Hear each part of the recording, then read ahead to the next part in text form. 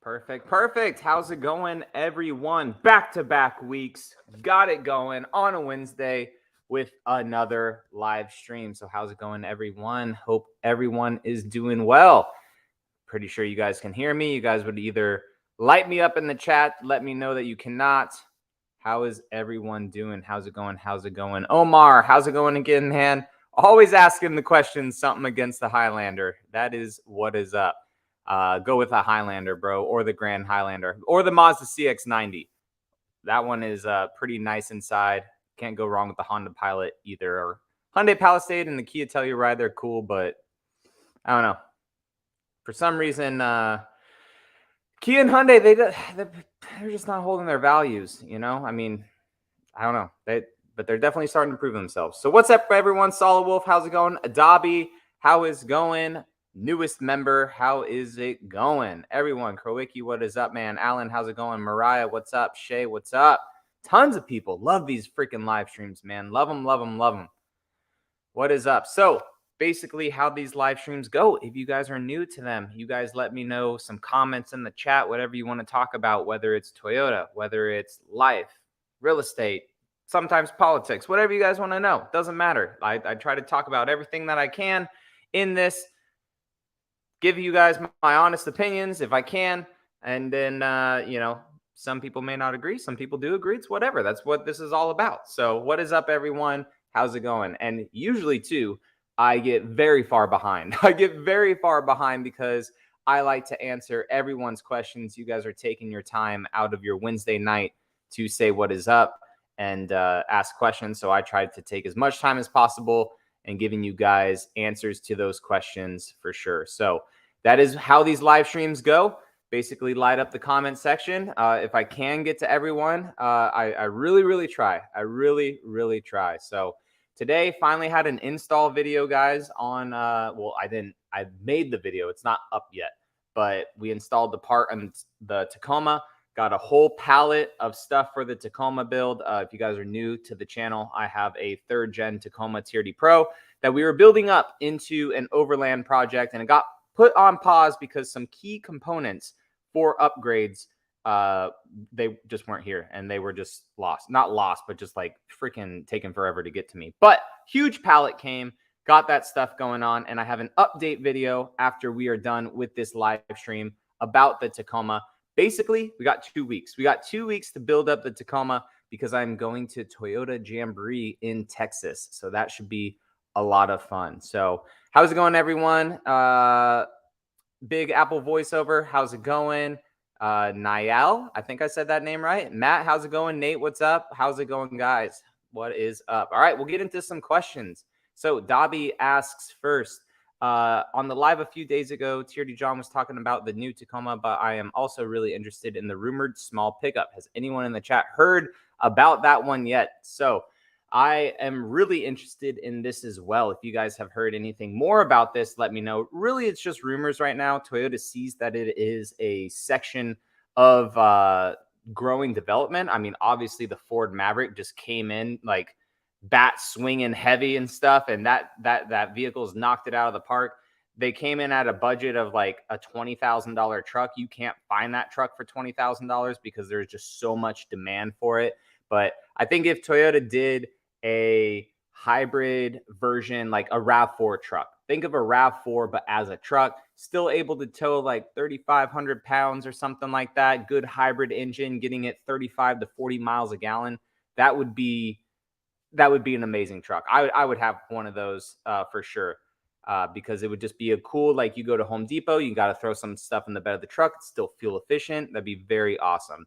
Mariah, how's it going? When is the new Tacoma to be fully revealed? So I do have the answer to that, but I cannot give it to you guys yet. And I do apologize. So that goes back to one of those questions where I will try to give you everything I can possible unless I can't. And that is unfortunately one of those that I cannot tell you. But if you guys are new to the channel, or you are thinking about subscribing or whatever, or you're just stopping into this live stream and you have no idea what the heck this channel is, this channel will have the Tacoma on it. The 4th generation Tacoma will be on this channel on the reveal, showing you guys everything, all the trims, the engines, just everything that has to go on with it, the TRD Pro, the Trail Hunter, everything that Toyota has at the reveal for me to make content with, I will make tons and tons of content. It just won't be one video of like an overview of one of the models. No, I'll have, if I can, models of or videos of every single model, details of every single model, just not to like, oh, it's clicky and John gets money. No, it's because people like to have multiple videos of that. And when people are researching something, they will watch a lot of different videos and they'd like to do their research. So I like to spread out that research in multiple videos. So I do know when it's coming, Mariah. I can't tell you guys. I apologize. I apologize. What year do you think that the Forerunner hybrid will come? Probably 2025. So 2024, potentially 2025 model year. Carl, what's up from Dallas? How's it going? Hope you guys got some good weather over there. Greetings from New York. How's it going? Matt, what is up, man? He says, hey, or sorry, hi. How long will you keep the Sequoia? So very good question. And stuff for sale always comes up in these. And then it seems like a week goes by and I don't make a video talking about that stuff, but it's fine. It's whatever. It's all good. The Sequoia, my wife and I have been talking quite a bit lately about finances and just where things fall into place and what is smart and what is stupid to hold on to right now. And the Sequoia, the plan of having it was to be a long-term tester. So as long as we could have the Sequoia and it was financially logical to have an $1,100 a month payment, which is very crazy, but YouTube helps offset that a bit by making content on the Sequoia. But the plan for the Sequoia was to have it as long as we wanted or as long as possible. And getting a normal Tundra iForce and not the Tundra hybrid really made me want to keep the Sequoia more to compare the two and have both powertrains driving, throwing miles on them, road tripping them and stuff. So that was the plan. We have been talking quite a bit lately of potentially selling the Sequoia. We owe like 70 on it, and the market, I don't want to be that guy, but I was looking at the market and a Sequoia TRD Pro is anywhere from like 95,000 to people asking in the hundreds. Now, I'm not going to be that guy if I do sell it, right? But I will try to make some money, not gouge people, but if people want it, I'll put a price or best offer for it. So we have been talking about that a bit lately, and we'll probably really come to terms with that, I would say, by probably the end of the month, if we are going to sell it or not. Hope that answered your question. Niall says, ever have a thought of going hunting for deer? I think that'd be cool. I definitely want to think about hunting or fishing more. We live in Florida. We have tons of deer, tons of bear, tons of fish. We have so much wildlife here in Florida, where I am, at least in Florida. And I've never done it, but and it's not like I don't like pew pews and stuff. I don't mind pew pews, but it's just I just haven't made the time to just go do that, or duck season or dove season, whatever we have here. But yeah, I wouldn't mind doing that. That'd be fun. Nate says, so it looks like the new Tacoma has adjustable dampers. Judging by the picture you have to adjust by hand, if that's the case, seems like a missed opportunity for a button on the interior. Yeah, not sure how they're going to do that or what all entails with that suspension. Some people would say, oh, electronics, just more to fail. So I don't know. Toyota is definitely one of those type of companies that will give you something cool, but then it could have been cooler in a certain way, but it's also old school at the same time. But still more details to come on the Tacoma. Just the fact that we're having adjustable suspension in that truck anyways is very cool. It's not just, Fox suspension that is decent. Like it's actually going to be pretty cool. Why is Toyota using a turbo in 2024? Why ruin a good product? Not sure why people assume it's not good. That 2.4 liter has been around for a few years for Toyota, and it's not like turbos are a new thing. Toyota has been using them overseas so much, like in all their diesel products. I mentioned in the last live stream that I really feel that this new 2.4 liter turbo is like the modern day 22RE. And that was one of Toyota's like just best motors, like most reliable motors, best motors. And turbos aren't a new thing. They're not a new thing for Toyota. Now, will it hurt longevity of an engine? Yeah, sure. I mean, it's not NA, so there will be parts that fail, but just when they fail, it's way too early to tell. Krowicki, what up, man?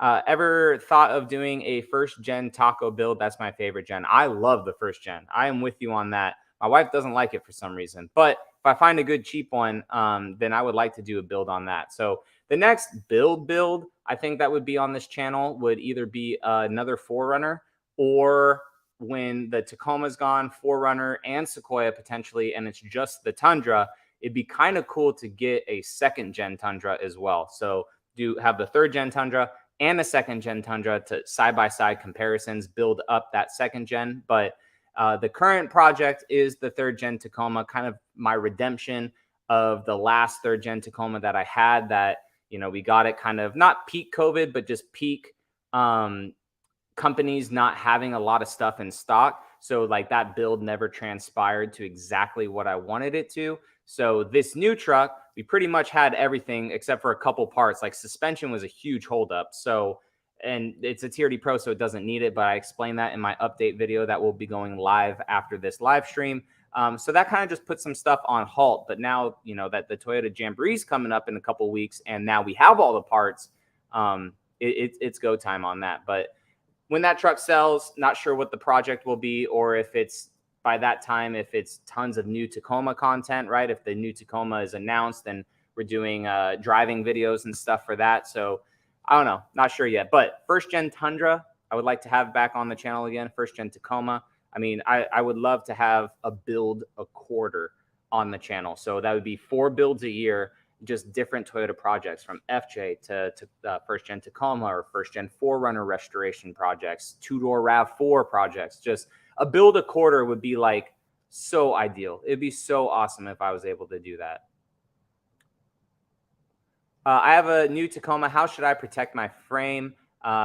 Greetings from New York. I remember you saying that earlier, Big Apple, and obviously the Big Apple. So if it snows up there, I don't know what type of stuff that they put down on the grounds up there in New York. The best way to protect your frame is move south.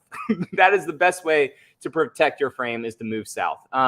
But just wash it. Just wash it. If there's salt on the road and all that stuff, just, I don't know if you have touchless washes up there. I know my buddy in Alaska, when he was up there, they have touchless car washes that you can run your truck through, clean up the frame and stuff. But there are some undercoating places too that I know of up north. A lot of that business is up there. You could pay to have it undercoated too if you really want. Omar says, are you getting the new Tacoma? I will. So part of this channel and part of content for you guys is to get everything. Even if I don't want it personally. Like if I didn't have the YouTube channel, would I have a Sequoia and a Forerunner? Well, I'd probably definitely still have the Forerunner. But it's just, for this channel, I like to get the newest thing just to review it for you guys, show you guys some of the issues that it has, show you guys some of the downfalls, some of the positives, like what you may actually like in the vehicle. Like the Sequoia, taking it to Sam's Club. Is the back of the Sequoia really as bad as everyone thinks it is? No, not for me at least. So I show you guys that, taking everything out of the Sequoia, putting it into the Forerunner, because people say that the Forerunner has more space in the back, and just showing everyone how things are. Now, is it smart to just buy a new vehicle and do that? No. But if you're able to make content for it, allow the content to pay the car note, educate people on it as well, so they're not just spending $50,000 on a new truck like without watching videos. I like to help people with that stuff. So to answer your question, 100%, I'll be getting a new Tacoma. I already have a deposit at 2 dealerships for one, like a deposit, right, for an imaginary vehicle that's not technically out yet.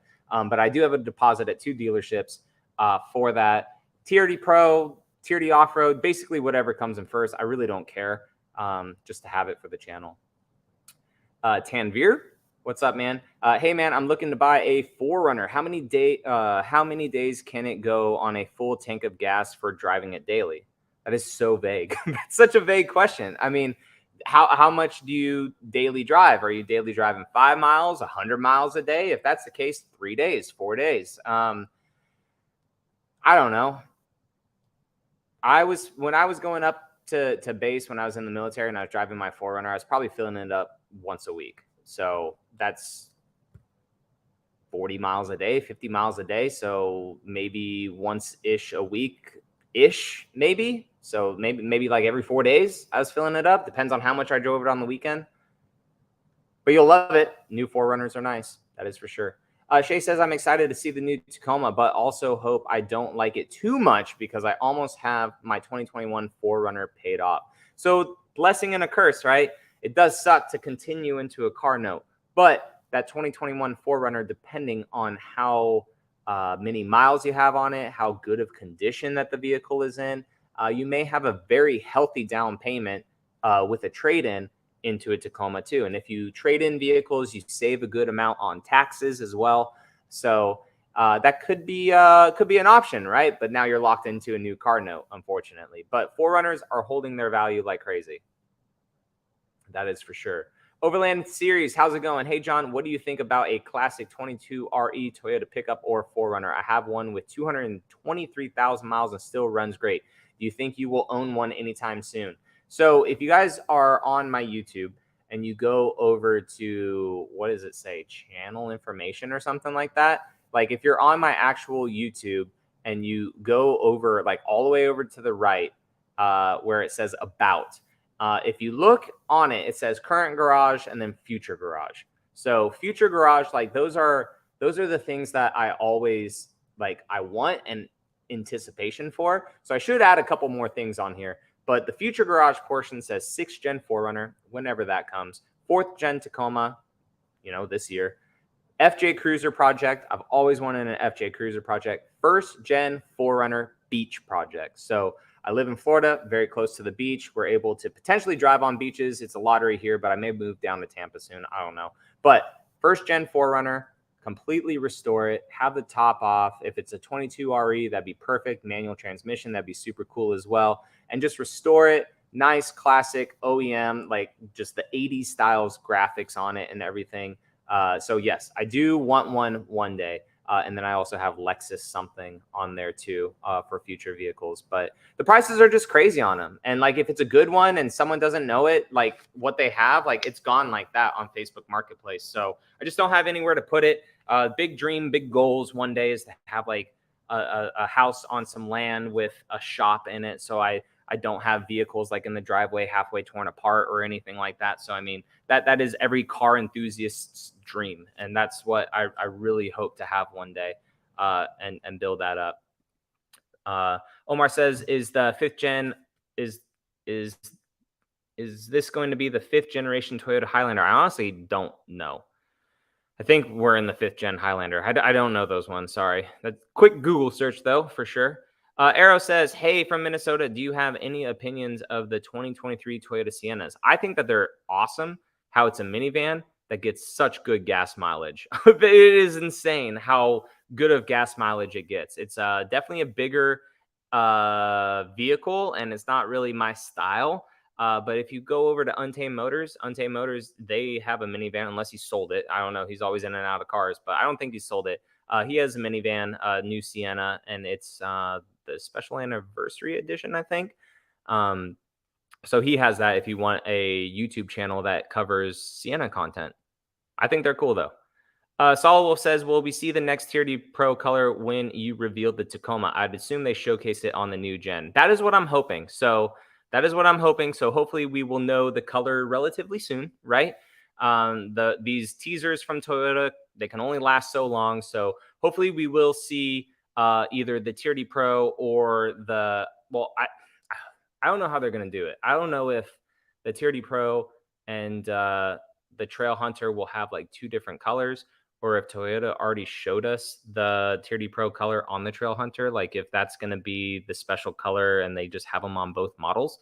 I don't know yet. But that is definitely a new color on the Trail Hunter for sure.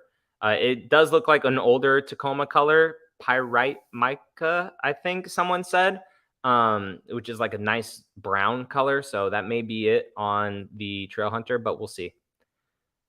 Of course, Matt, no problem. I tried to answer everyone's question and love my 2021 TRD Pro Lunar Rock. It's a beast for sure. No, I appreciate it. Yeah, so I'm doing a poll right now, guys, over on the community tab of my YouTube.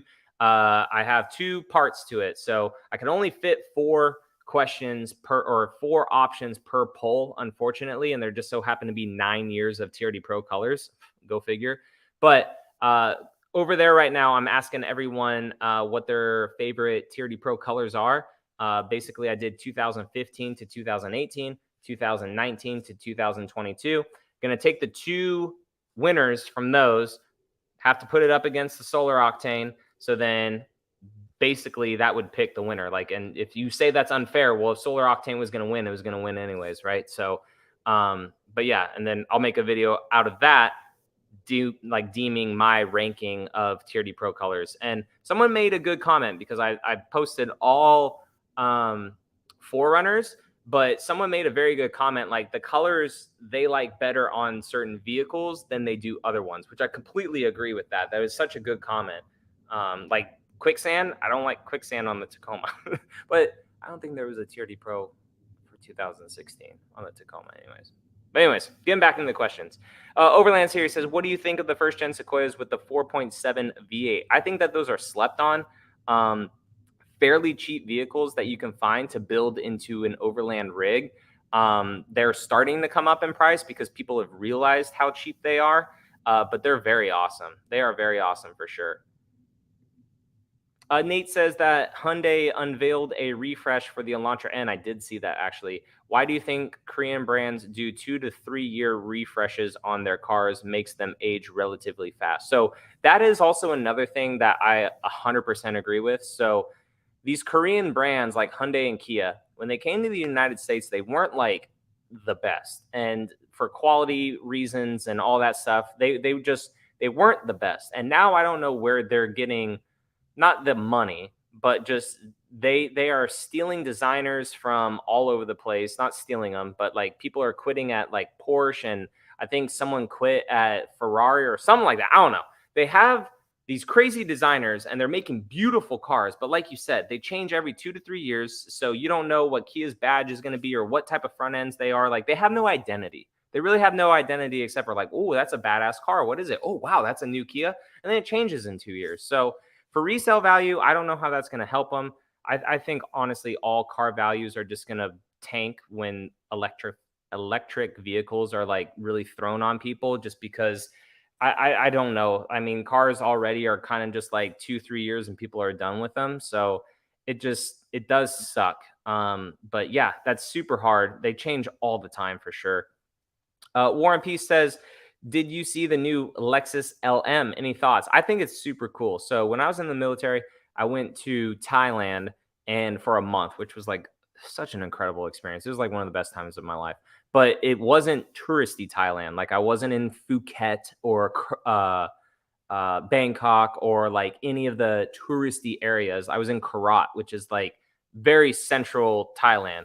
And they drove us around in all these Toyota vans, and they were like all done up on the inside. It was basically like a Pimp My Ride mobile, but they were tasteful. They were like really, really cool. And this Lexus LM van just really reminds me of that.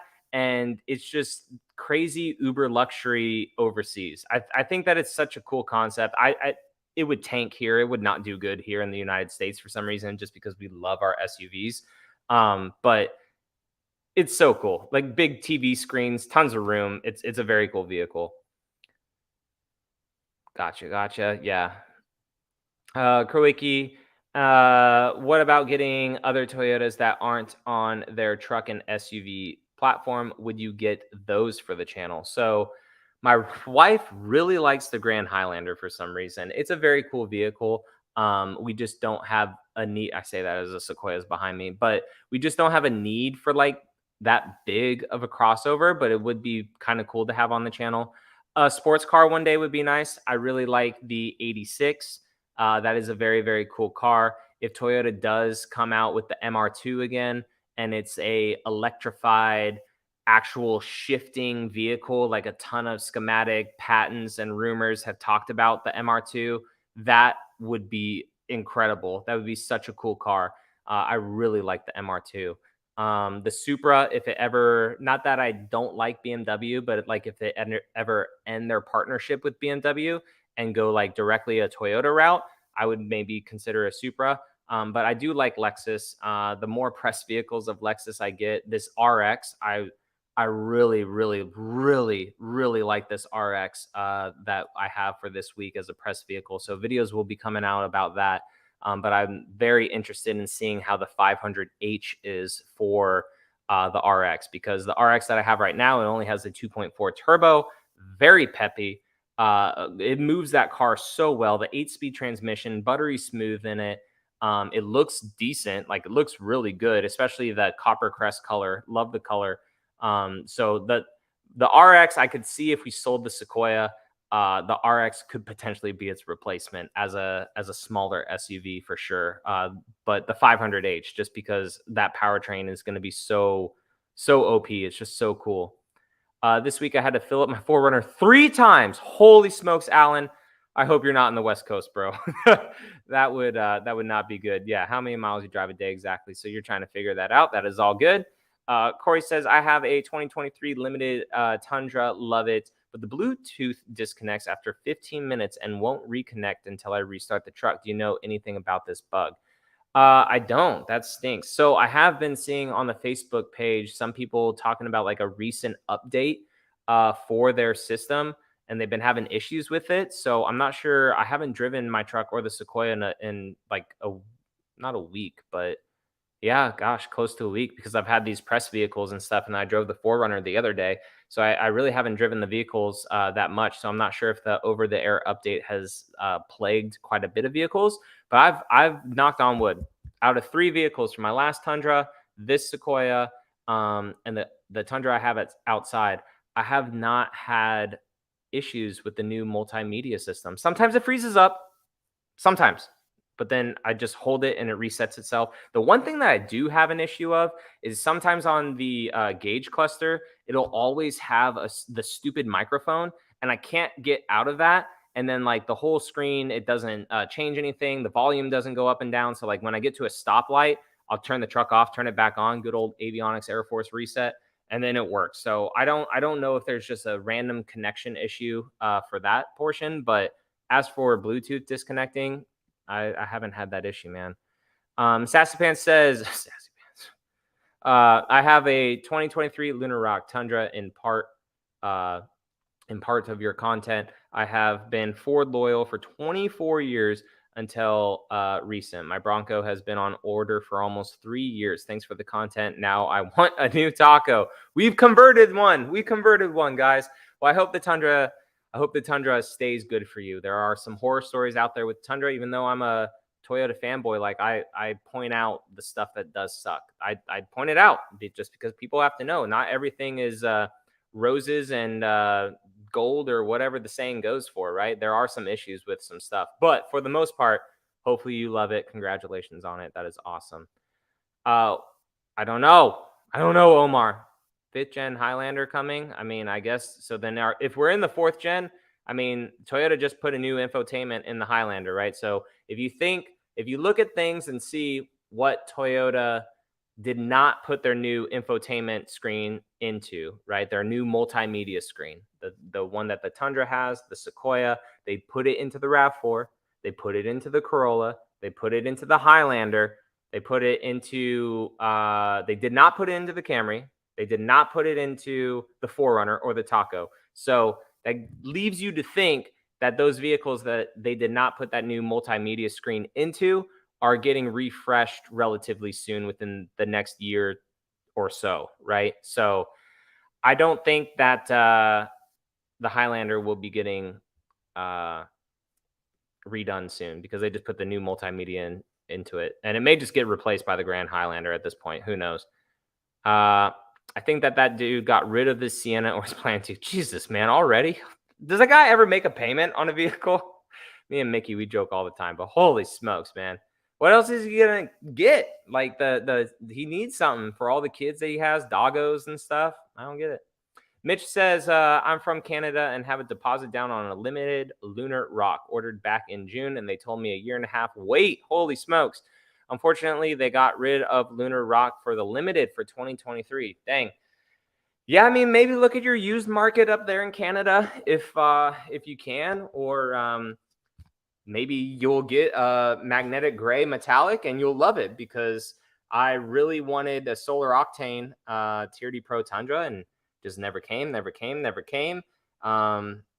I didn't want to pay over MSRP. And it's not like I needed it, right? Until crunch time came and we were starting to renovate our Airbnb and stuff. And I was like, crap, dude, I need a truck, like a legit truck. And the one deal that I thought that I had for the Tundra Pro, it never really ended up happening. So basically it was the truck that I had on order, and I never actually talked about this.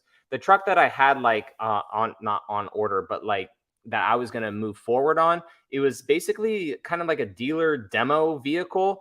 And I caught wind of that. And basically, like when it was done being a demo vehicle, basically when they got a 2023, because this was going to be a 2022, when they got a 2023, I would get that vehicle and basically, you know, do all the paperwork and stuff, and as if it was a new vehicle, right? But as a dealer's demo vehicle. So they just weren't getting their 2023 in time. And I went to my dealership. They just so happened to have a Platinum. It was a long bed. It had tow mirrors. It was not a hybrid, which I could have been both ways about it. I would have been fine if it was a hybrid. It was not. And then I really just wanted a blueprint color, but it was magnetic gray metallic. And to be honest with you, like I really thought I wanted blueprint, but the magnetic gray metallic has just grown on me so freaking much that I'm so happy with it. I'm so happy with it. I'm so happy I did not get a TRD Pro. I'm happy with the long bed. I'm happy with the magnetic gray. Happy that it's not a hybrid. Like, not that I hate hybrid, but it's just I really like the Tundra outside that I got, guys. Need an upgraded TRD off-road package to get lunar rock. Gotcha. And nothing wrong with that. I mean, especially in Canada too, it snows up there. Why not get the TRD off-road? Unless you don't like the looks of it, for sure. Overland Series says, a friend of mine has a off-road built 2010 GX 460, and we always take it off-road with my two-wheel drive 22RE pickup. Do you think it's worth the four-wheel drive swap on the pickup? I've been thinking about it. So if you don't have a locker yet, I would definitely just put a locker into it, because you could go so far with a locker, and it depends on your terrain too. Like out here, I really wanted an FJ Cruiser project, and we just happened to get, or I just happened to get a Tacoma instead, and just other things happen. But when FJ Cruisers, they're still stupid expensive, but there's a huge difference between two-wheel drive FJ Cruiser and a four-wheel drive FJ Cruiser. And I was like, gosh dang, like why is this 10-year-old vehicle with 115,000 miles on it or 150,000 miles on it, 20 grand? Why? Makes no sense. But if I was the seller, I would still want the money that it's worth, right? It's the opposite side of that. But what I'm getting at is it depends on your terrain, and it depends on where you off-road. So here in Florida, I almost just was like, you know what, F it. I'm just going to get a two-wheel drive because it has a rear locker, and you could go literally anywhere here in Florida with a rear locker. And it's nice too, because you can actually go high speeds, like the Forerunner there, the Sequoia. If you want to lock the rear locker, you have to, I believe, be in 4 low to lock the rear locker. Whereas on the Sequoia, Tacoma pre-runners, and maybe even your truck too. I don't know if the old Tacoma pickups or Toyota pickups had a rear locker in the back, but dude, you could go anywhere. You can go anywhere here in Florida with that. So again, I'm not sure of your terrain, but if you're having struggle with it right now, especially compared to where that GX could go, because that's a super capable 4-wheel drive rig. If you're having issues, maybe consider it. But if you're going everywhere, save your money. Are you inferring that Pimp My Ride was not tasteful?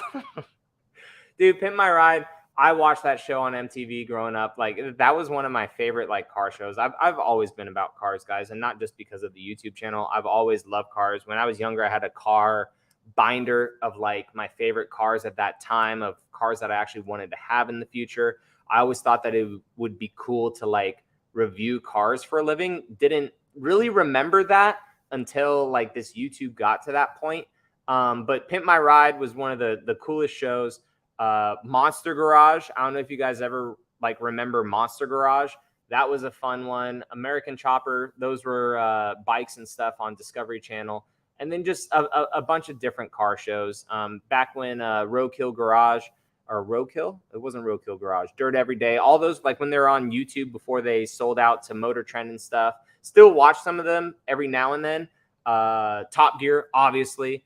So I watched a lot of those shows growing up. But Pimp My Ride, dude, that show was so funny. That show was so funny. It was just crazy. It's like, dude, we heard you like popcorn, so we gave you a whole popcorn setup in the back with Colonel. It's like, it's so crazy. But Pimp My Ride was funny. It was a good show.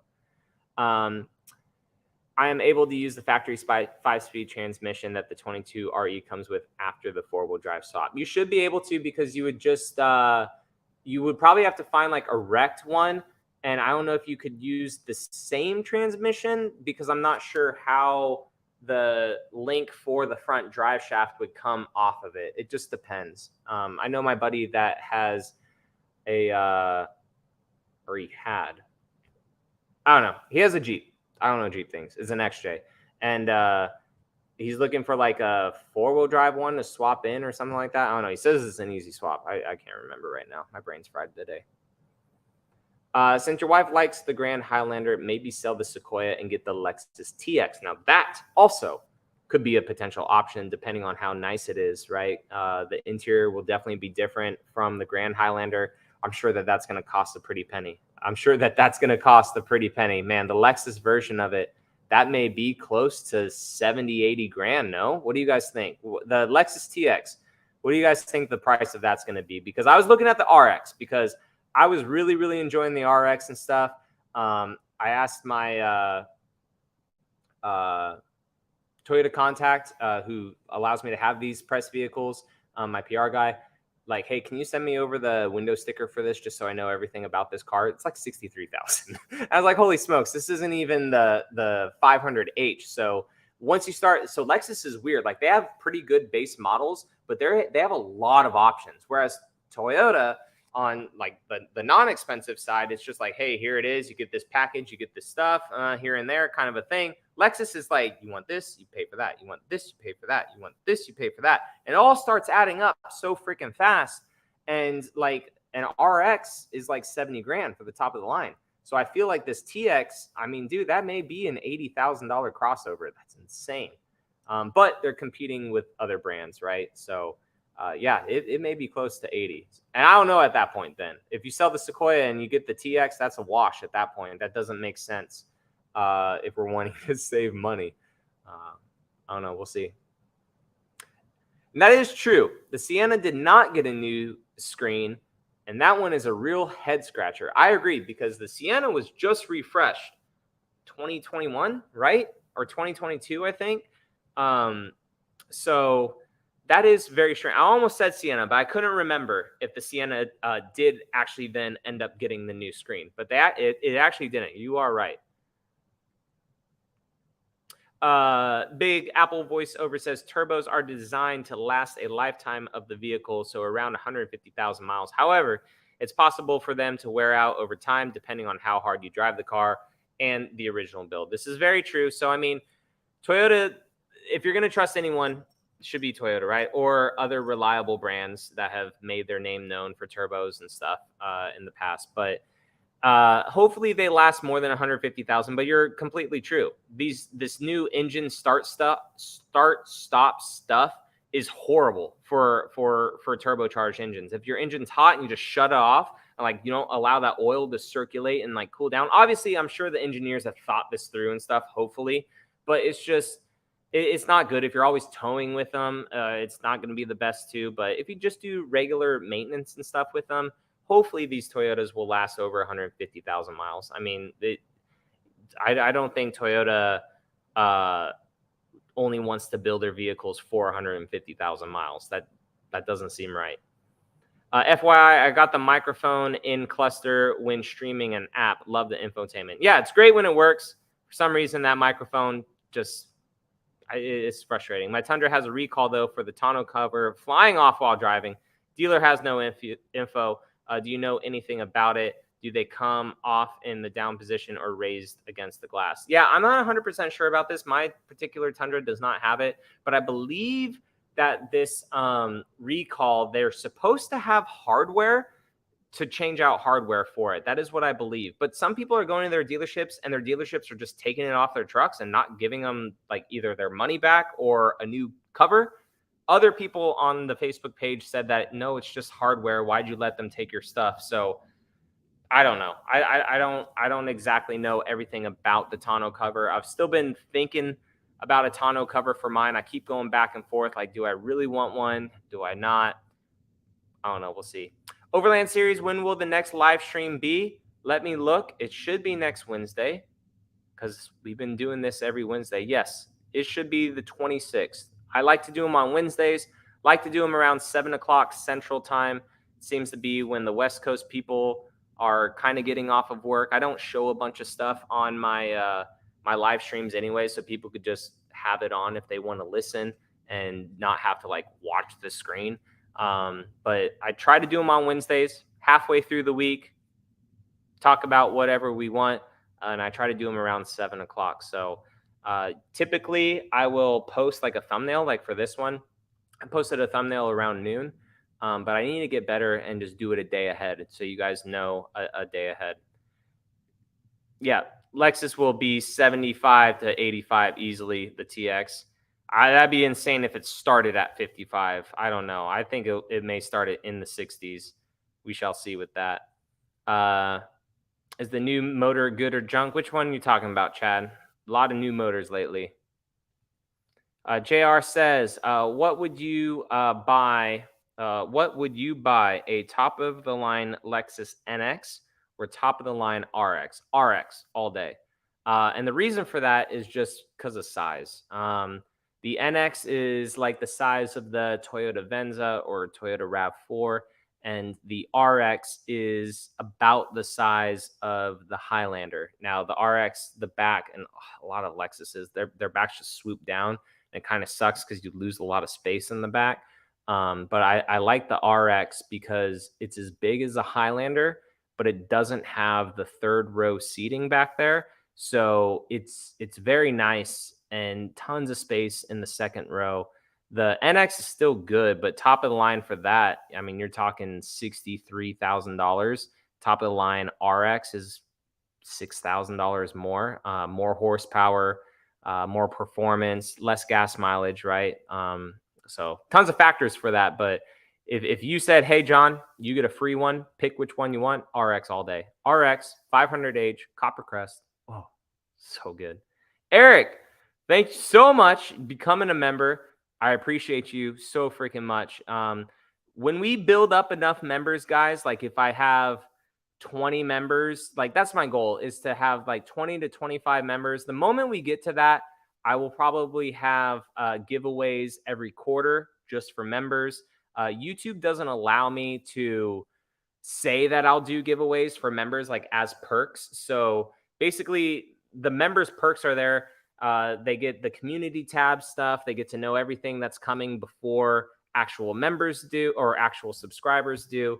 And they get priority replies in the comments, even though I try to comment back to everyone all the time.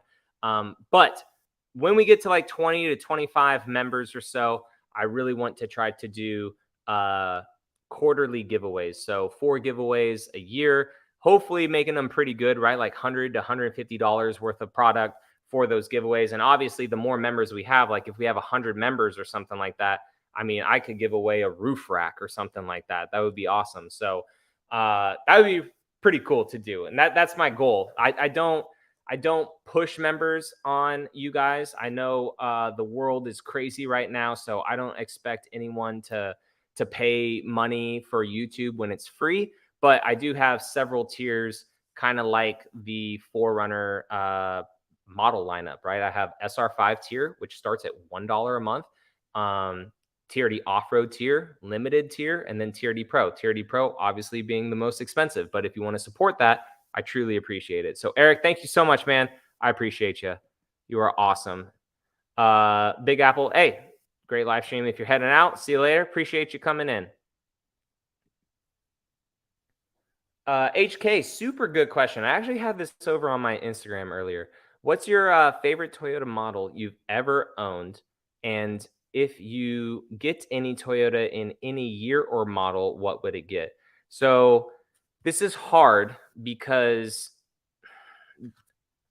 let me get water first. This is hard because vehicles that I've had all have like either different memories to them, like not materialistic memories, but like just memories, right? Or functionality. So my favorite vehicle would have to be the Forerunner, just because it started this YouTube channel, tons of memories with it, modifications with it. It allowed me to start this life that I never, like, I knew it was possible, but I never knew how possible it actually was. So if I had to do like all around favorite vehicle for like what it gave me and memories out of it, I would have to do that Forerunner right there.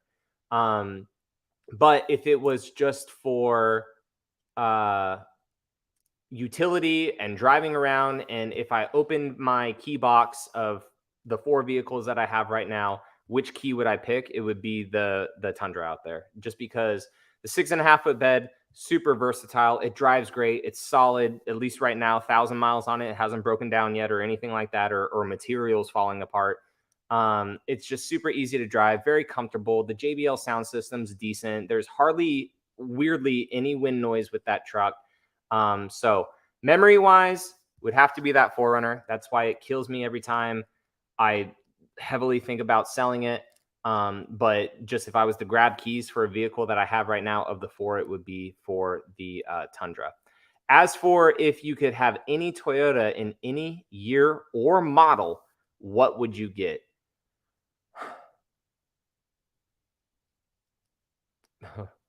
A 2000 GT.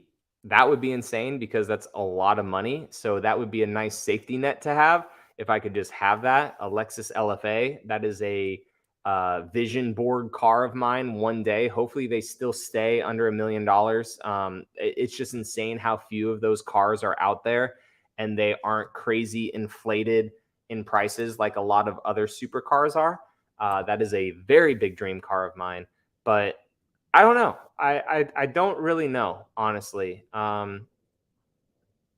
Maybe a 2014 FJ Cruiser Ultimate Trail Teams in Heritage Blue with like 5,000 miles on it or something like that. That would be a very cool car to have too. So very good question. I hope I answered it in not the way that you thought or whatever. But yeah, that's what I like to do with the questions, and just give you guys all the attention possible when you ask a question like that. Mitch says, what do you recommend to prevent vehicle theft? Getting crazy for Toyotas. A manual transmission, because a lot of people don't know how to drive manual transmissions. As for catalytic converters, there's a lot of companies out there that are making cat guards for stuff. I fortunately, where I live in Florida, it's not overly horrible with theft. So I can't relate where I live in Florida, but at least when I travel to certain places with my vehicle, like especially on road trips, if it's a kind of sketchy-ish gas station or a restaurant or something like that, I try to park the vehicle where I can see it. Like when I went up to Birmingham, or it wasn't Birmingham, it was Birmingham, Alabama. Totally unfamiliar with the area. I'm sure it's fine in some areas, but like this hotel that I stayed at, I made sure that my truck, I could see it from my hotel room. Now, whether if it got broken into and I could actually hear it and I actually woke up and, grab my pew pew and like go down there, I don't know, right? But it's just peace of mind, like always having eyes on your vehicle if possible, locking your crap up, not leaving anything visible. If you have tinted windows, that helps too, because if they were to try to break your glass, the film should hopefully hold the glass to an extent. So there are preventative measures, but ultimately, unfortunately, at the end of the day, if someone wants something, they're gonna try to get it. Like, and that's the crappy world. The world is way better than everything makes it out to be, but the world is crappy in that regard, that there are those people like that. Jay says, when are you modding the new Tundra? So we should be done with this renovation project within the next couple weeks or so. So it's been nice to have a completely stock vehicle to throw doors in the back of, tile, drywall, hardy board, just everything that we've had to get for this project has been nice to just throw into a stock bed of a truck. The truck's not lifted. It doesn't have bigger tires, anything like that. And it's not like those are the mods I have to do, right? But wheels should be coming within the next month or so. Trying to work with a company. I haven't reached out to them yet, but about suspension for the truck. They're a company that makes really good shocks from what I've seen, and they don't have a crazy big social media presence. So I would really like to showcase their suspension for them as well. And then just, I don't really know what else to really do to the Platinum. Like I want to make it a very OEM plus build, maybe a bed cover, some hidden lights. Whenever Alpha X is done with their headlights, throw those on for a more darker look probably. But I really don't know how much like how much I'll do with the Platinum. I was going to put different steps on it. I was talking with Go Rhino about their automatic steps when I thought I was going to do a TRD Pro. And then I ended up getting this and it already had automatic steps. So that like mod, I said like, hey guys, I don't need them anymore. Oh, okay. Like, so that was going to be a mod to do. Did the window tint on it. I just did a short where I put a console organizer in the truck. I mean, I know that's not a crazy mod, but at least I did something to it. The last fit floor mats. Yeah, it's just floor mats, but you know, the truck didn't have them. Tinted the windows. Like I said, I am going to paint or not paint match, but I'm going to darken the emblem up front and hopefully the steering wheel one too. So, I mean, not like crazy mods, but I do plan on doing mods to the Tundra, just not a whole bunch because I need that truck to still be functional with the things that we have planned for the future, at least right now. HK says, I see a lot of Tundra Overland builds online, but most aren't built on a TRD Pro. Which trim level is most popular for Overland builds? Hands down, TRD Offroad. TRD Offroad is the most popular because you get all the things that the TRD Pro has in the forms of the off-road technology. But the main thing is the rear locker. You get a rear locker, you get the crawl control, the multi-terrain select, but you're not paying that TRD Pro premium for the extra suspension. The name TRD Pro, the Pro tax is what people basically call it, right? So because a lot of people with those overland builds, they're ripping the suspension off. They're putting different tires on, different wheels. So I would say if you're looking into it, a SR5 TRD Off-Road, great platform to do, or limited, great platform. Lord says, if you had a chance to, would you mess around with the Tundra with the detuned engine, i.e. testing it out? And so you think the detuned engine would be more reliable than the standard tuned engine? I don't think it would be more reliable. I think it's the same motor. I mean, maybe it'll be more reliable because it's not pushing as much horsepower through the whole engine. But Jeff Westcott mentioned that these motors are good for well over 400 horsepower, and that Toyota themselves had to detune it quite a bit. Like if you look at the LX 600, it uses the same exact motor as the Tundra does, but it's pushing 409 horsepower, right? Whereas the Tundra, I think, is like 379. And then the SR, I want to say, is like 340 something. So it's just a different mapping that they just put onto the engine. But obviously the Lexus is pushing well over 400. These trucks are meant to push well over 400. So I actually have something from AFE. It's the Scorcher over there.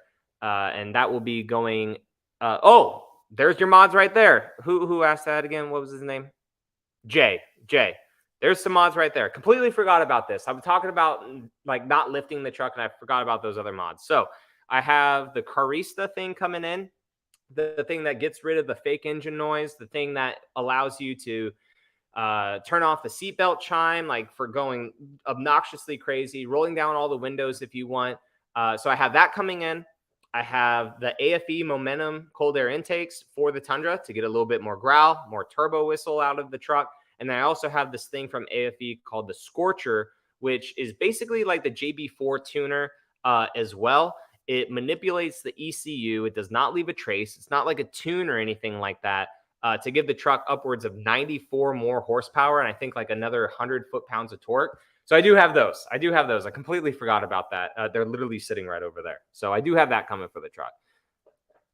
Solid Wolf says, I saw you on this as well in the community tab. Why do people hate Lime Rush so much? It's 100 times nicer in person than in pictures. You said it. I don't think people have seen it in person and they've only seen it in pictures. I agree with you. So the people that are hating on it are probably just like those that hate on my Tacoma that I have. They're like, ugh, that color's ugly. Why would you ever want that color? Well, because it looks freaking awesome in person. That is why. So yeah, no, I agree with you. Eric says, what do you think of the the Land Cruiser Prado coming to the US in 2024? I'm super excited for it. I really hope that it's a stripped down version off-roader. I don't know. We'll see. But that will be something else for the garage to show you guys, to showcase just everything about it. But I am excited about it. 2018 Tundra Crew Max Limited Off-Road. There you go. The Guzzler. Gas Guzzler. Perfect name for all of that. Thomas, what trim options do you think the 2024 Forerunner will have? Any additional options replaced on cheaper trim levels? So I think that if the 6th gen Forerunner is coming out in 2025 or 2024, so you're talking model year, so 5th gen Forerunner maybe is how I'm reading this question. I think that we'll have all the same trim levels, and an additional trim level may be like a heritage edition Forerunner. That would be pretty cool to have as the last year of the 5th gen.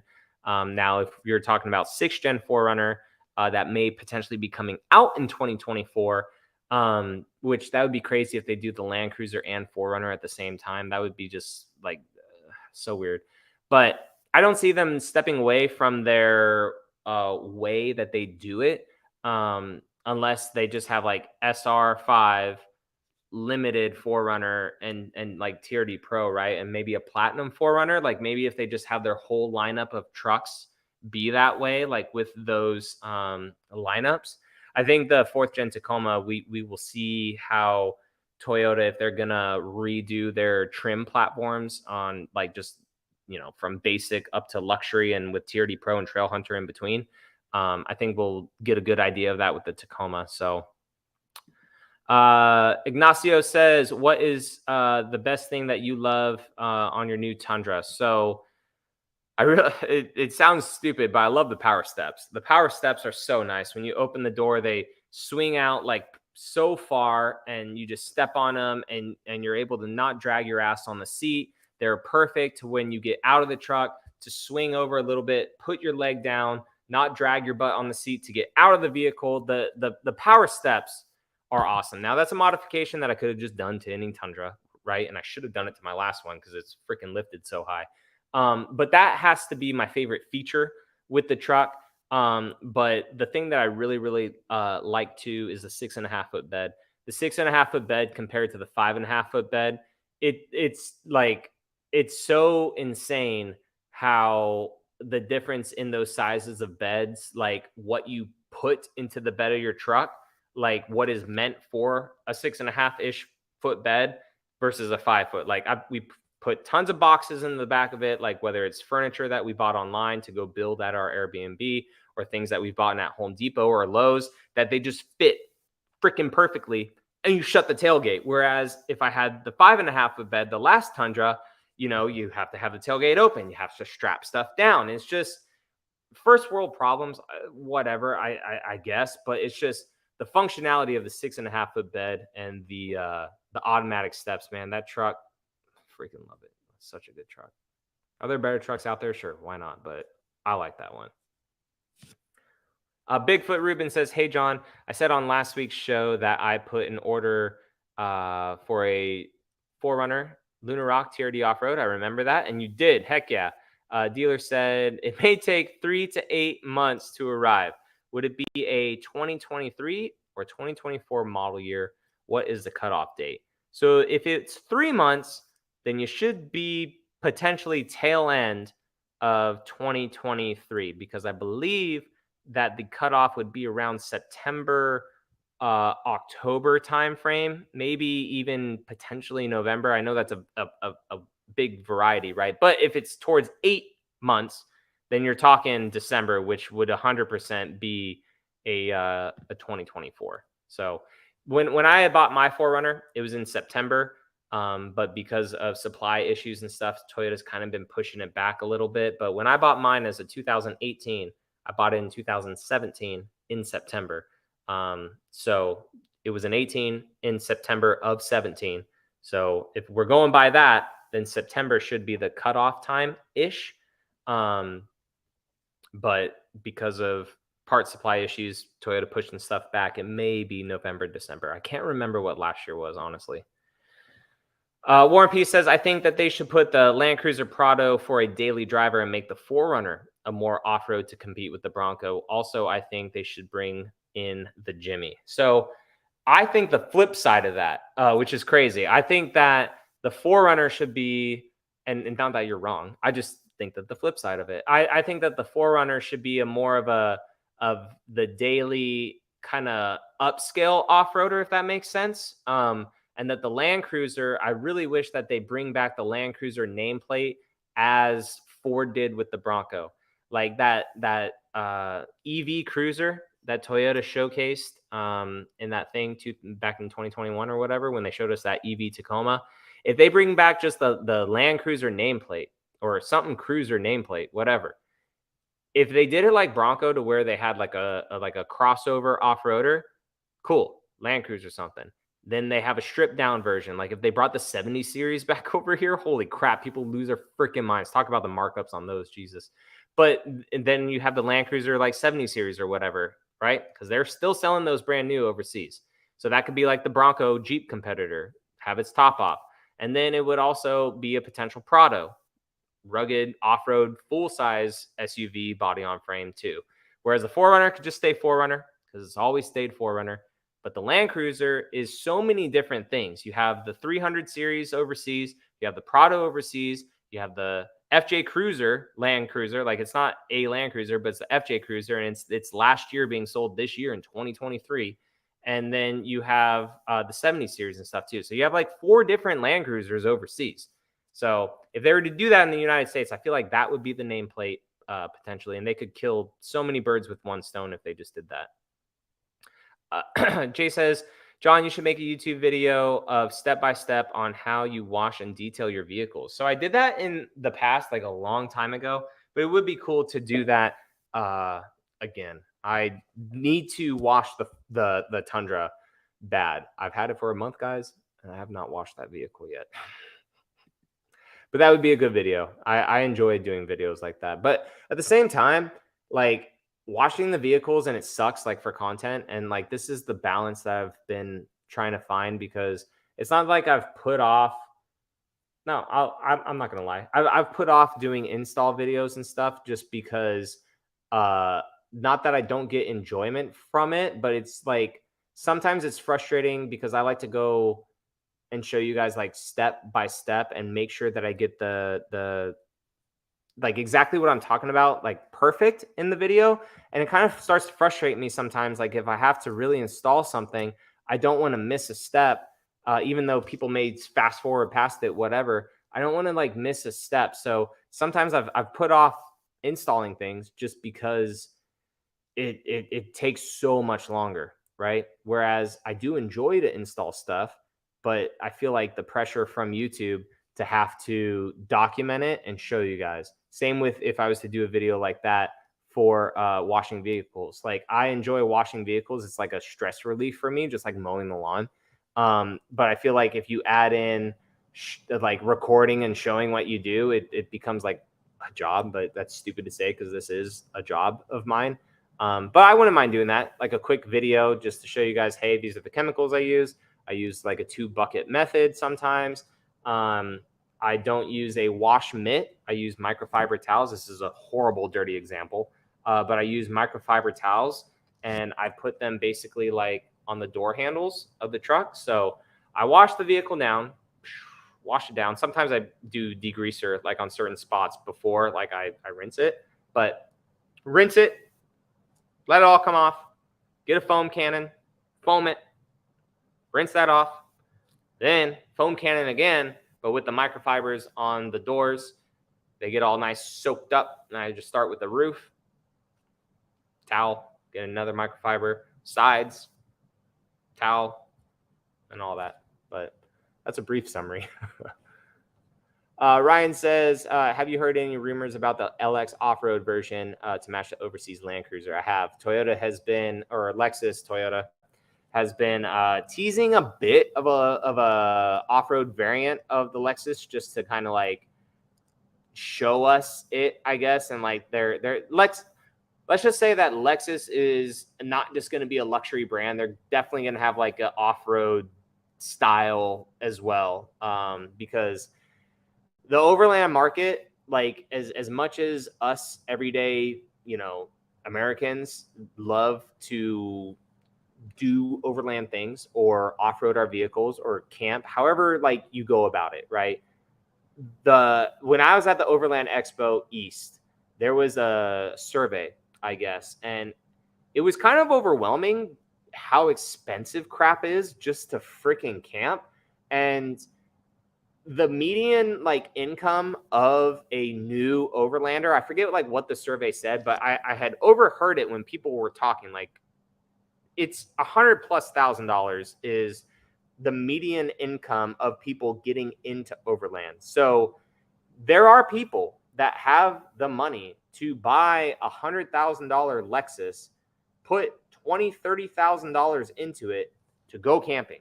Like there are people that do that, and nothing against those people. If some of those people are in the chat, freaking awesome, dude. You're making a ton of money and do whatever the hell you want. It's your freaking money, right? But it's just crazy because, I like doing budget builds. Even though I have TRD Pros and stuff, I do want to do like a legit budget build one day. And even though the way I'm building up the Tacoma, like TRD Pro, it's not like grossly expensive. Like you could do the whole build with like an SR5 Tacoma, and it's not overly expensive. Like the tent that I'm going to put on it and show you guys, like they have sales sometimes for that tent shipped for under $1,000. And it's a lightweight rooftop tent. So I'm very excited to show you guys that. But it's just like, you don't need everything. But anyways, yes, I definitely see Lexus doing that. There is 100% a market for it. Even the new GX, whenever that comes out at $60,000, $70,000, whatever the new GX price range is going to be for like a fully off-road, like capable, geared towards version of it, people will build that up too. So I definitely see that happening. HK says, what size tires and wheels can you comfortably fit on a stock Tundra without cutting or lifting the truck? So wheels, wheels, just keep in mind, it depends on your offset, right? So you can have a 20-inch wheel compared to a 17-inch wheel and it not really change a whole lot. It just depends on what offset you're running. Like if you're running a super aggressive negative offset with the Tundra, that's going to poke out way far outside the wheel well and it's going to rub a whole bunch. But people are fitting on a stock truck, people are fitting 35-inch tires. You have to do a little bit of fender tacking, like pinning, fender pinning, and people are fitting 35-inch tires on their Tundras with no issues. And a lot of people too are running around a positive 18 offset. My last Tundra that I had 0 offset on it, and even that was a little bit aggressive for me. But that one really did not. Rub that much, if at all, if I remember. Sassy Pants says, wait, what? Please share the link for the seatbelt mod. My husband will not like it, but it's my truck and I hate that chime. Yeah, the chime is annoying. Like the Tundra, like some vehicles stop, like beep, beep, bing, and they stop. The Tundra is relentless. It does not stop. So I'll have a full video on that.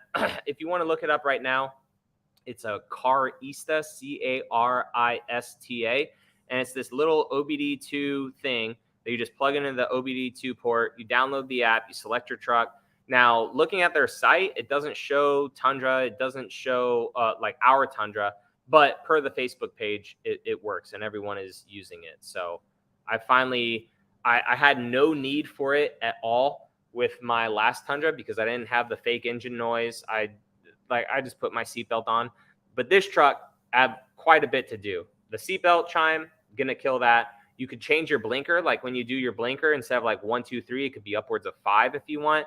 Rolling all your windows down, the fake engine noise, a couple other things too, all done through that app, which is very, very cool. Mark says, sir, getting a lot of conflicting info. Well, I hope I can help you.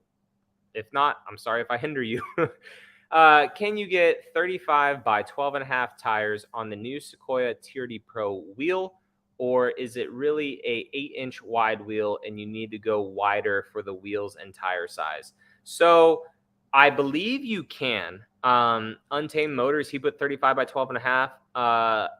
I think Westcott Designs have put 35 by 12.5s on the standard TRD Pro wheels.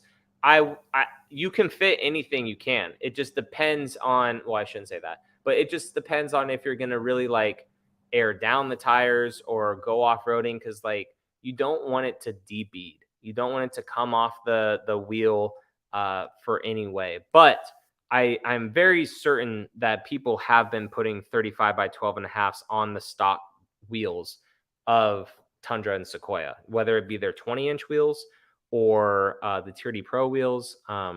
Yeah.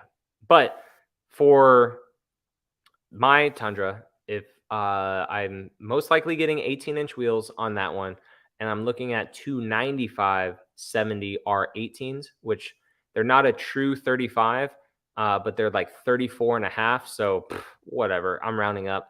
So they're not a true 35, but they're pretty dang close, and they're not 12.5 inches wide. They're like 11.5 inches wide. So if you're looking at an 18-inch wheel, if you're looking at a roughly close to just wanting a 35-inch tire, then maybe potentially change the numbers around to the 295, I believe 70 R18s, and it's pretty dang close to 35-inch in diameter, and you're also then not as wide. So some too with that configuration, which is another reason why I want to do it, is a lot of 35 by 12.5 tires, you're locked into a 10-ply tire. A 10-ply tire on a half-ton vehicle like this is so overkill.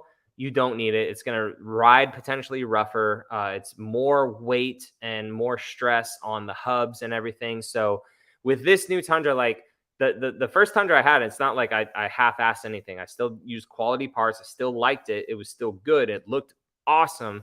But this new one, because I plan on having it, and driving it a lot and just wanting to get a little bit better gas mileage with it, I'm looking at 295/70 17s or 18s to not have as heavy of a tire, not have as rough of a tire sidewall, and it's pretty dang close to a 35. Everyone told me to put 37s on it, but like I need it to be a functional truck at the end of the day.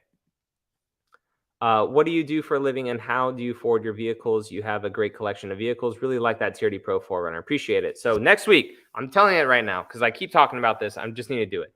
Next week, I will have a video out talking about all that. And you're welcome, Mark. I will have a video talking about all that. And basically what I do is multiple streams of income. Multiple streams of income coming in.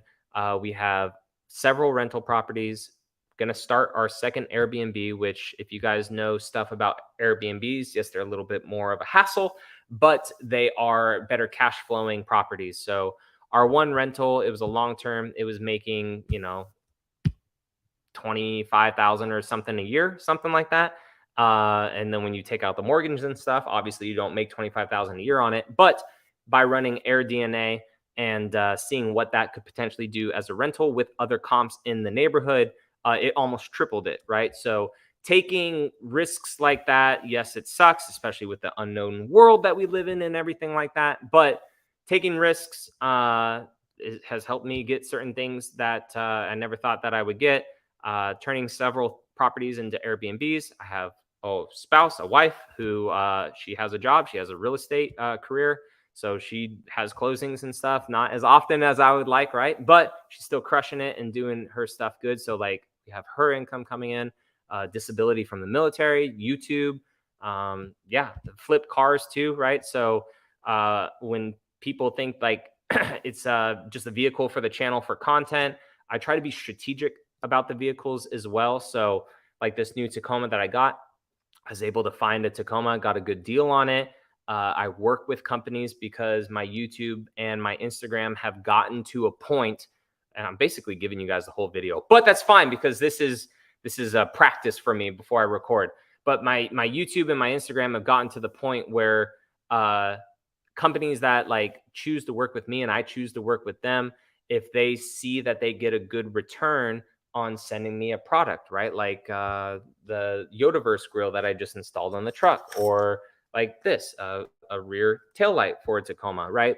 The sliders over there, everything, like everything that I got for this Tacoma, and I've made it known, like it's sponsored build. Everything that I've gotten for this Tacoma, it is sponsored, which is awesome because you guys watch the content. You guys show that I get views, and people then with these affiliate links, that's another stream of income, affiliate links, people that trust me because I be straight up and forward and truthful about things, then they buy the products. But anyways, what I'm getting at is I can buy a truck for cheap, get parts for relatively free. Sometimes I have to pay like shipping or sometimes for parts or whatever, but get parts relatively for free. Sometimes companies also pay me to showcase the parts too, because it's my time, recording, all this crap. And then add them to the vehicle. And granted, you know, if you got $10,000 worth of parts, it doesn't raise the value by 10,000 bucks, but it does raise it to an extent. So flipping vehicles, to recap, flipping vehicles, YouTube, real estate, VA stuff, spouse with income, taking risks, a couple other things. So, yep, not a trust fund, baby. Not that at all, if that's what people think. Although that'd be nice, right? But no. I honestly don't know if it would be nice. I don't ever have that mentality of like, ooh, free money. But if someone like gave me $100,000, like I could turn that into $1 million like within a week. Like that would be awesome. Also, what is your current car collection from that, and what do you have parked currently? So current collection, and this would be in that video too, just an update. We got the Forerunner TRD Pro, Sequoia TRD Pro, Tacoma TRD Pro, the Tundra Platinum, a Sea-Doo Switch. I have a boat, a Sea-Doo Switch, a 2023 Sea-Doo Switch, and I have a quad, a Yamaha Raptor, but that's out in California. That was like growing up as a kid, so my parents technically bought that, but it's mine.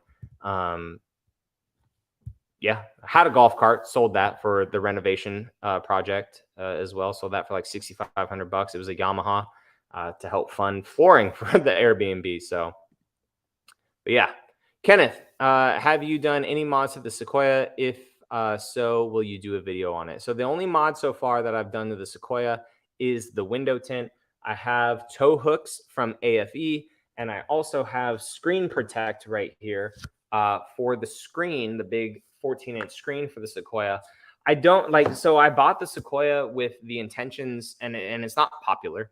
Like, not that the Sequoia is not popular, but it's not a popular opinion to not do anything with it. And that sounds stupid. Like, why would you buy a vehicle and not make content and try to get parts and do all this stuff for it? Well, the reason for that is just because I wanted it to stay stock. I didn't want to grossly overdo the vehicle to, if I were to sell it because, you know, the content wasn't performing, or if we were to buy a property and had to clear up some debt to income, you know, by selling the Sequoia, I didn't want it to be not tasteful and ruin potential resale, if that makes sense. But if we keep it a little bit longer, probably do a Westcott lift kit on it, probably do bigger tires on it, potentially a roof rack. That's really all I would do for it. It's pretty good and pretty solid the way it sits, but it could definitely use some bigger tires. Jay says, hey, John, have you test drove a Toyota RAV4 Prime? And if you had, what are your thoughts on it compared to your wife's XSE? Is it worth it? So not sure when you came onto the channel, Jay. Appreciate you being here. I actually had a RAV4 Prime sometime last year. So I should have 2 videos, I think, on my channel. If you potentially type in TRDJON RAV4 Prime, maybe that will come up. I'm not sure. RAV4 Prime. It should. Oh, that's not there. But I liked it. It was, yeah, there we go. How do I copy this? Copy link address. I'm glad that actually came up. So I just posted it into the comment section. I'm not sure if you can click on that link or not. And then I also did this video about it as well. So I have a full driving experience where I did around like 40 miles on a full tank with it. And then this one was just a review of it. And I can't remember exactly like what I said in those videos, but I remember really missing my wife's RAV4 at that time that I was filming that. The Prime, if you can find one for a good price, I would definitely get that one just because it hauls butt. It hauls butt. But at the same time, you could charge it up, be in full EV mode, which is cool. And when you run out of EV, you still have a very fuel efficient motor with it as well. So I like the looks of the XSE a bit better, more black accents, the black wheels. It looks really, really good. But the Prime is super nice too. So I just put both of those links right here in the comments for you. Where am I at? All right, got you guys. All right, we'll be wrapping up maybe in 5-ish to 10 minutes or so. Like to go for about an hour and a half. Sometimes we go 2 hours, but I think tonight we'll just go around an hour and a half. So if you guys have any questions, fire them in there now. I appreciate it. Overland Series, thanks, man. I appreciate that. I want to see some off-road comparison between your vehicles. Dude, I know, like, and I used to do a lot of off-road videos and stuff when I had first started the channel, but it seems like it's just become Toyota news, car reviews, part installs. But it's just, where I live in Florida, it's not the best like off-road, but I am starting to talk a bit more with friends here that do go off-road and just starting to kind of like make my way into their group, right? So like we talk all the time and stuff, but it's just I in the past with the military, I was always either gone or just too busy on the weekends because I would work 60 hours a week or whatever with the military, like 12-hour shifts. I was maintenance. So, and I just didn't want to do anything on the weekend except for like chill at the house, figure out stuff that was like needed to get fixed at the house or just do things around the house. But now, I mean, I definitely need to go off-road more for sure. I miss it. But off-roading is one of those things that I enjoy just doing and not like filming everything and setting up a camera to get like a certain shot of me driving. Like, I don't know. Maybe I just need someone to ride shotgun and just film the whole time. Like that would probably be better is just have like a little camera buddy, like a friend of mine who's in my vehicle to hang out and off road. I'm like, hey, dude, go run up there real quick. Film me driving up here. Like that would be a lot easier than just me solo in the vehicle. Ryan says, have you considered a collab with TFL Off Road? Maybe take a build to Tumbleweed Ranch. That may be cool. I've talked with Andre quite a few times actually at events to the point where like if he sees me at the bar or out on the trail or wherever, like around a vehicle and stuff, he's like, oh, hey, John. So that's really cool because they're like so big up there, like channel size wise, right? But Andre is a really, really nice guy. He's the only one that I've met. He's obviously their truck guy. And I'm more of a truck person on YouTube and for Toyota and stuff. So like he's the only one that I've really met of their whole group. But Andre's a really, really cool dude. So if I end up making my way out west a bit more, like living in Arizona half the year, like I would love to, that would be something that I would highly consider.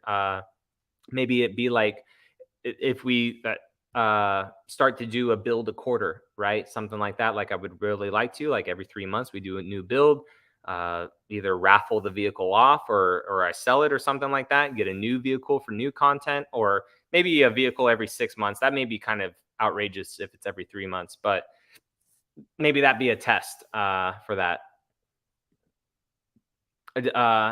Couple last questions. Jay says, do you think that the new TRD Pro color for next year would be any of those new Prius colors? That gray and blue are really nice. I think it may be a Prius color. I've kind of heard some rumblings. We may see, but I think that if it was a blue, that would be cool. We haven't had a blue since 2019. I think a blue TRD Pro color is definitely needed, unless the Trail Hunter Tacoma that they showed us is going to be the TRD Pro color as well. We'll see. And no worries for your answer. out of the TRD Pro, Forerunner, Tacoma, Sequoia, and Platinum Tundra, which one do you like the most and why? Platinum Tundra all the way. Just the utility of it, the quietness of it, the amenities on the inside of a Platinum are just insane. Like, it's just so nice inside. I just like everything about the truck. The Forerunner for looks and just driving and just being a solid vehicle. Although my Forerunner's broke, guys. Freaking window doesn't roll down on this side, and the mirror itself is broken. So for everyone saying, "Oh, the Forerunner's rock solid, no issues," the whole freaking passenger door doesn't work out of nowhere. Don't know why. But yeah, the Tundra. The Tundra is, like I said, if I had all 4 keys right in front of me and I had to grab one, I mean, it depends on the day. If it's a really nice day, I'll drive the Forerunner, roll all the windows down. But I could do the same with the Tundra too, right? But probably the Tundra is what I'm picking. The 22 RE pickup is a pretty slow truck. So when I floor it going uphill, the check engine light would occasionally come on. It's happened 3 times now. Any thought on those issues? Could be getting a little bit too hot. Maybe check the thermostats. Maybe have a potential. Oh, it's not your valve covers. What is that goes bad? Head gasket, maybe a potential leaky head gasket or something, making stuff a little bit hot. I don't know. When I had a second gen Forerunner with the 3-point slow in it, the crappy 3.0 engine, and it was an automatic transmission, completely loaded down, going up a mountain. I had never seen so many lights on a dashboard. I had never seen so many lights on a dashboard. I thought I freaking grenaded my Forerunner. Shut it off, let it cool down for a while, fired it right back up. All the lights were off. So it may be a potential loose wire, or the truck may be getting a little bit too hot, taxing itself that much. Sassy Pants says, my husband and I will host you and your wife at Silver Lake Sand Dunes in Michigan. I'd want to go up there so bad. Come on up, off-road in the sand any weekend in the summer. Heck yeah. Yeah, I ain't going up to Michigan in the winter. But yeah, so I mean, the sand dunes are sick. That's what I grew up on out in the West Coast. We would always go to the Imperial Sand Dunes, the Glamis Sand Dunes and stuff out there. And it was just so awesome. And we don't really have any of that here, except for, if you go up north towards Michigan. I don't know how far of a drive Michigan is from here. I think it's like 12 hours, 14 hours maybe, because I'm in the Florida Panhandle. But that'd be cool. Is Cavalry Blue going to make a comeback? I hope so. If Cavalry Blue ever makes its way onto these new generation Toyotas, oh my gosh, sign me up. Sign me the flip up. That'd be awesome. Was thinking of doing an OBD2 scan, but it's a 94, doesn't have the port. There may be it would be an OBD1 then, wouldn't it? Because OBD2s, there may be an adapter for an older one, but you may have to get like a laptop and all this stuff for an older vehicle. Or potentially see if you could do a standalone, unless it's all old analog. I'm not sure about older vehicles like that, but you may be able to do a standalone system potentially. Is interior space significantly bigger in the Tundra compared to the Tacoma? Miles bigger, especially this new the old Tacoma, right? Not sure about the new one yet, but the old Tacoma, like the getting in and out of my 3rd gen, compared to then sitting into my Tundra, huge difference. Massive. No worries, Ryan. Keith says, do you still plan on buying the next gen Forerunner immediately, or did the slightly lesser build quality of the newest gen Tundra scare you away from doing the first year? So I'm not scared, because recent rumors have the Forerunner being potentially still made in Japan.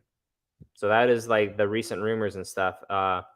Forerunner, whatever the Land Cruiser is that's coming over, are potentially going to be made in Japan. So if that's the case, really no issues. But regardless, even if it was made in Mexico or made in America, I would still buy it for the channel, for content for you guys, to have it right away. All right. Any last questions, guys? Throw them in. We've been at it for about an hour and a half. I appreciate you all, but go ahead and throw in any last questions y'all have. The check engine light would come on even when the engine was cold.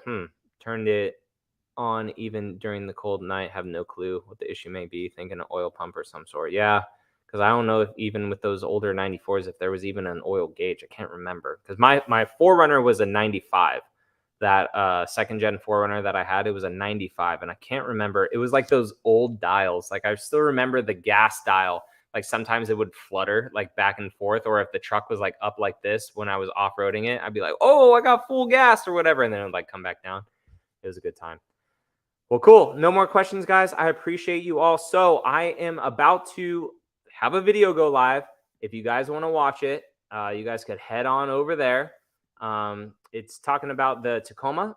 Quick little update video on it for you guys, but I will make that go live right now. And when you guys are done with this, you can just go right over there. If you just want it, quick 4-minute, 30-second video. You guys know me. I don't like to make crazy long videos, but it's live now. So I appreciate you guys watching the live stream. And we got tons of content coming this week still. Lexus RX stuff, Tacoma mods we got to throw in, as you guys will see in that update video. And got to make the video of what the heck John does for a living too for you guys. And yeah, tons of content. Going to the Toyota Jamboree, as I mentioned in that update video. I won't tell you guys too much. You guys can go ahead and watch the video. But I appreciate you guys coming out tonight. Have a great rest of your week. And I will catch you guys in the next video and next live stream. Thanks, guys.